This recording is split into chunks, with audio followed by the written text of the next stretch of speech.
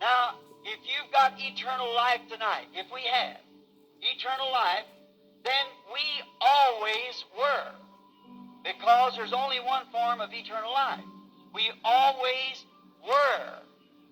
And the reason we were, because we are a part of God. And God is the only thing that's eternal. And like as Melchizedek received tithes from Abraham, and it was allotted to his great-grandson, Levi, who was yet in the loins of Abraham, paid tithes, for he was yet in the loins of Abraham when he met Melchizedek. I'm going to speak on that before the other place one morning. Who is this Melchizedek? Now, notice that. Way back, God knew this boy coming down. He knew all things. Now, we are a part of God. You always was. You don't remember it because you were only an attribute in God. You were only in His thinking, your very name.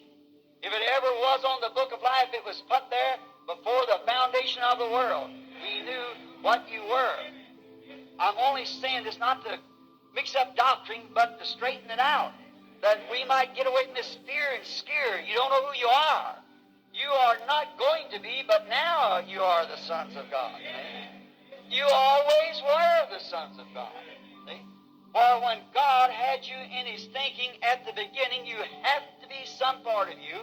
Your life that's in you now had to be with God before He even become material here on earth. Before there was anything but God, you were one of His attributes. He knew what your name would be. He knew the color hair you'd have. He knew all about you. The only thing happened is when you being a sinner, many of you can fellowship with me on this thought. When you was a little boy, a little girl, you'd walk around and there would be certain things that wouldn't bother the other kids. It seemed like there was something in you that cried out. There was God somewhere, yet you were a sinner. You remember that? Certainly. Now, what was that? That was that little form of life in you then. And then after a while, you heard the gospel. Maybe you went to church. You picked out this and that and went from denomination to denomination. But one day, you being part of God, you had to be part of the Word. And when you heard the Word, you know where you come from. You know what was the truth.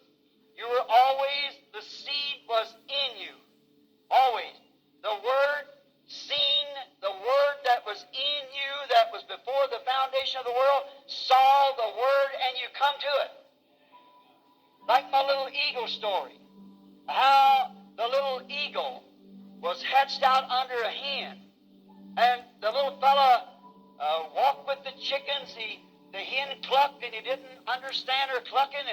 And the little chickens, their diet they had in the barnyard, he didn't understand that's how that they did that, but there was something in him seemed to be different from what that chicken was. Because at the beginning he was an eagle. That's right.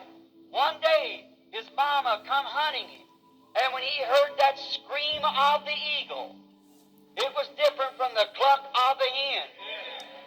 And that's the way it is with every born-again believer. You can hear all the theology you want to and all the man-made discrepancy, but when that word flashes out there, then there's something takes a hold. You come to you who were once dead in sin. That life, has He quickened? There has to be a life there to quicken to first. God, by His foreknowledge, knowed all things. And we were predestinated to be sons and daughters of God. Ye who were once dead in sin and trespasses, wherein we all had our times past, but hath He quickened. Look at Paul. When Paul was a great theologian, but when he come face to face with that Word, Jesus, it quickened. He come to life right quick because he was ordained to be that. He was part of the Word, and when the Word saw the Word, it was His nature.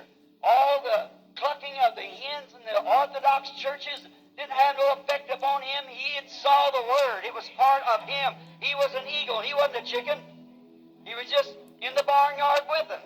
But he was an eagle to begin with.